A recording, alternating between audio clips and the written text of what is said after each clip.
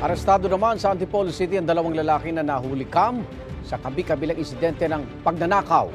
Aminado ang dalawa sa mga ginawa nilang krimen. Lagi una ka sa balita ni EJ Gomez, exclusive.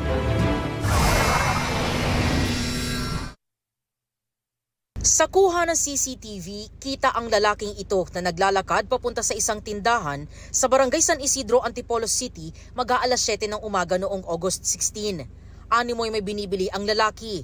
Yun pala, pinipilit ng buksan ang gate ng tindahan. Sa pool sa isa pang CCTV ang pagpasok ng lalaki.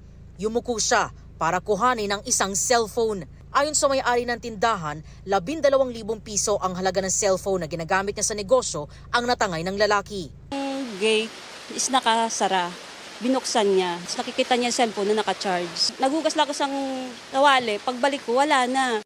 Sa isa pang CCTV, kita ang pagnanakaw ng lalaki sa isang tangke ng LPG. Kinilala ang suspect na si alias MM, 22 anyos, na itinuturong nasa likod ng serye ng nakawan sa Barangay San Isidro. Sa hot pursuit operation ng barangay, naaresto siya sa Sitio Gasak nitong Sabado.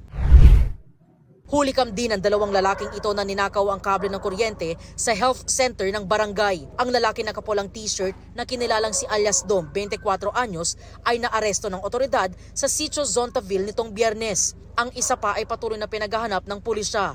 Ang mga arestadong sospek matagal na raw nasa watchlist ng barangay. Sila yung dalawa sa mga notorious na salisi at magnanakaw, holdapan dito sa ating barangay.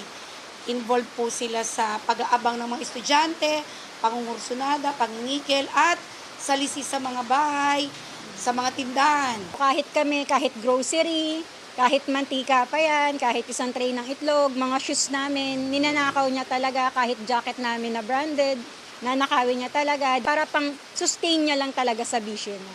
Anong dito? Pagda-drugs po. Nang maaresto, nakuha rin sa dalawang sospek ang mga patalim. Aminado si alias MM sa pagnanakaw ng cellphone. Nangingi na lang po ako ng pasensya, ma'am, sa nagawa ko po. Kung naperwisyo po ako, pasensya na lang po. Giit naman ni alias Dom, unang beses niyang magnakaw noong nahulikam siya.